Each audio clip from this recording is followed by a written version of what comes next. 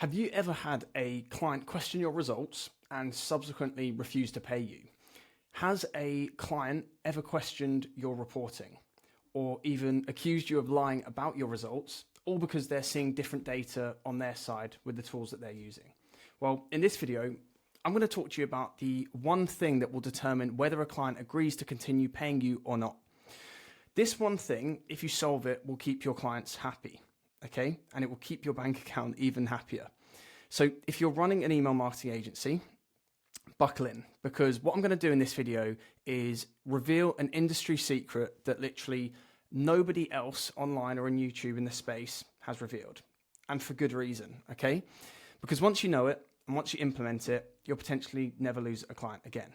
All right, now this one thing revolves around analysis, and it will enable you to show your clients with crystal light clarity where their money is being spent, and specifically how much money they are making from every dollar that they invest in you. So if you haven't guessed it already, what we're talking about is attribution, okay? And attribution is the single most challenging hurdle every single e-com brand is trying to overcome to determine where to spend their marketing dollars and who to spend it on, okay? What agencies and what service providers to go with, okay? Now, all attribution comes down to is this. It's very simple. It's a form of marketing analysis. Really, it's the bedrock of decision-making for any e-commerce brand. And these are, what I'm talking about in this video is very important for you to understand in order to actually sell email marketing services too, as well as keep your clients happy and increase your retention rates, reduce your churn with your clients, okay?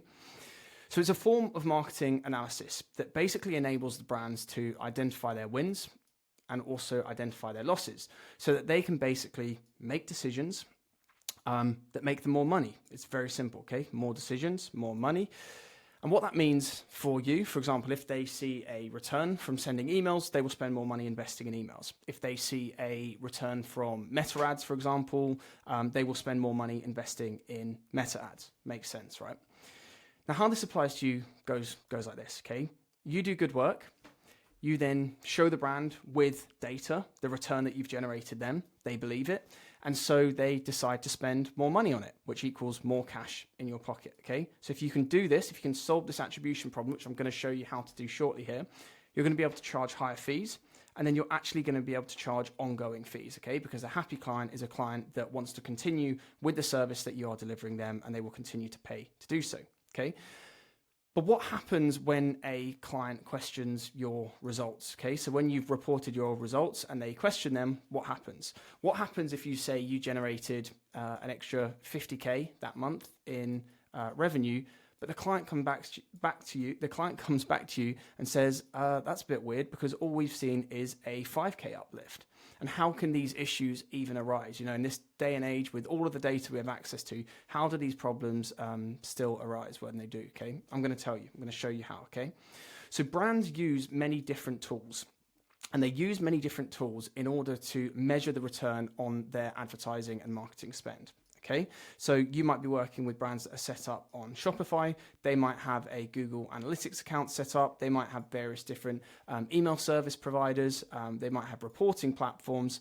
And the problem is with these tools is that there isn't one single source of unifying truth. There's not a single unifying place where all the data can be reported in one. And that's ultimately what e-commerce clients want, okay? They want you, and they will oftentimes put that pressure on you as a service provider to give them the clarity that they're looking for when it comes to where their marketing spend is being allocated, okay?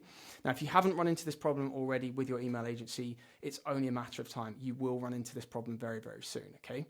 Now, it's not 100% true that there isn't a single, identifying sort of collaborative or unifying dashboard. There's a tool, for example, called Triple Whale, where it's a third-party dashboard where you can pull in a load of data from different tools, and a lot of e-commerce brands like to use it to get a sort of 30,000 view on where their money's going, okay, and the return that they're getting.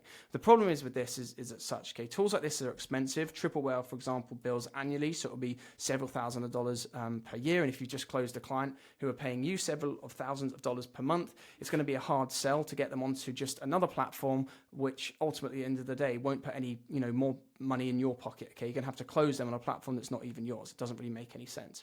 It's very time consuming for brands to get set up on these platforms, and also the platforms are only as good as the operator or the individual at the brand, at the client company, who's actually responsible for using them. So if they don't make sure that platforms like Triple Whale are set up correctly, and again, this goes for the likes of Google Analytics too, if they don't set up UTMs manually correctly or keep an eye on it, or they're not a Google Analytics specialist, then there's going to be gaps in the data, okay? And these are all things that get you to an environment where your where the brand owner will be unhappy on the reporting that you are providing, okay?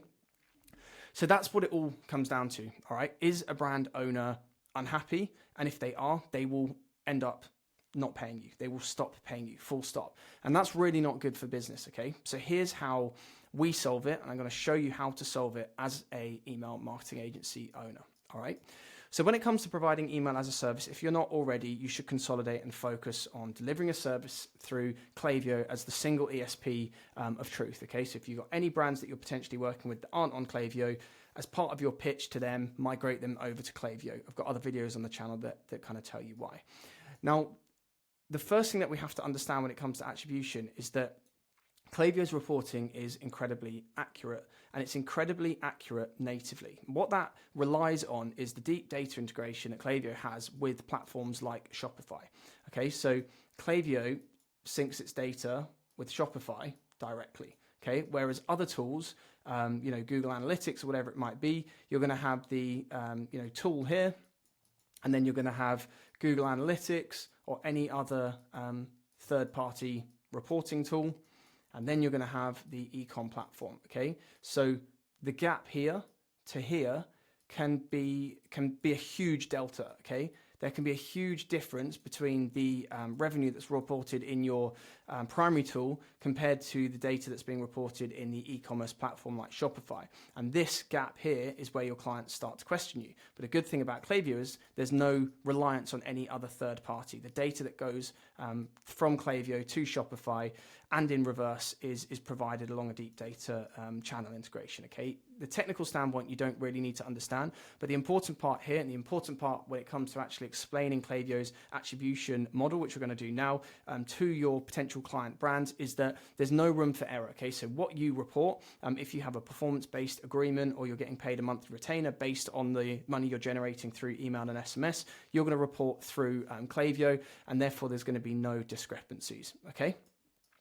Now, another benefit of Klaviyo is that the attribution window preset in Klaviyo is very flexible. And what that means is that you can actually change the standardized settings that every single new Klaviyo account or existing Klaviyo account, if it hasn't been changed already, will be set up on, okay? So if you have a client that says, actually, we want wider attribution windows, we don't want to be very conservative with our attribution model when it comes to Klaviyo, we want that changed. And actually, we just want it based on opens and not clicks, okay? These are customizations that you can implement for the client in Klaviyo. And again, the reason I'm making this video is that it's important to know this information from a top level so that when you get on a call with a client and they say to you, if you're going to charge an end of the month performance fee, how do we know what fee you're going to charge that on? Is that from Shopify? Is it from our Google Analytics account? Or can it be actually from our spreadsheet? And you can say, no, we do it simply from Klaviyo, okay? And if you've got any issues with that, it's all laid out contractually in our terms of service,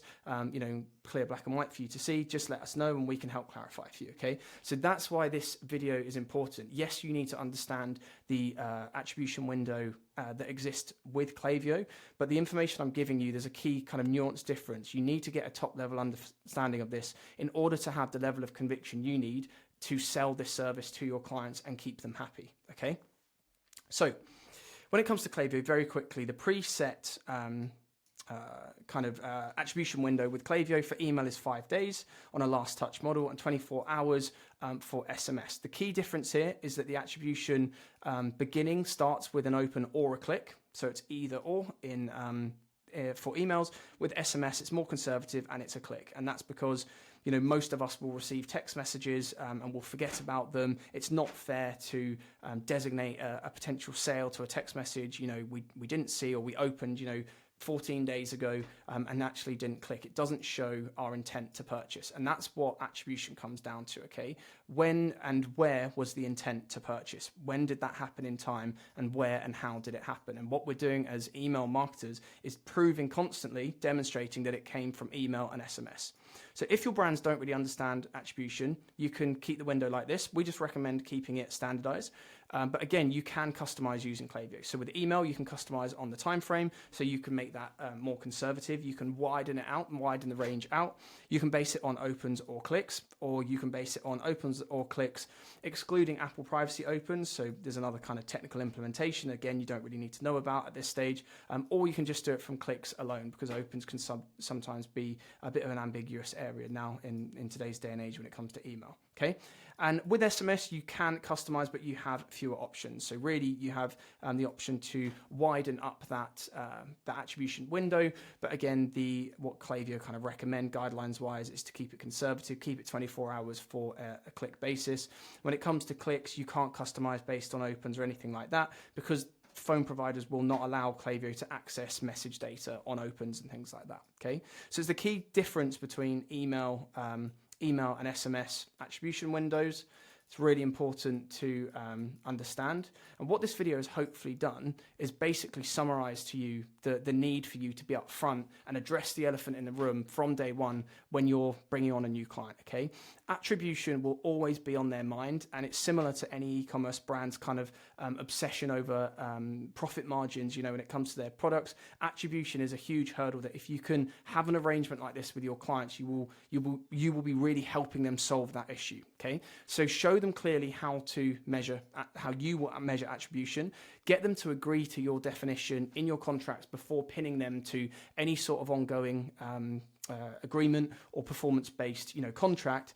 And if you don't do this, the problem is you will run into a world of pain, okay? Your clients will become unhappy. They'll eventually get into a scenario where they stop paying you, and obviously not getting paid as an agency is not a good place to be in, all right? So there you have it. Another super practical and strategic hack that hopefully will help you scale your email agency. Like I say, nobody else online is sharing things like this from the perspective of somebody who's actually still currently got an email marketing agency and has been doing this for over 5 years now. Okay, so if this was the first time you've come across this issue and this way of dealing with it, please consider subscribing to the channel. It would mean the world to me. I'll be dropping a huge wealth of secret knowledge and practical guidance going forward over the next few days and on coming weeks and months, which nobody else online has the balls to do so. So hopefully, let me know how helpful this has been in the comments. Hit the subscribe button, and I will catch you in the next one. All right, cheers.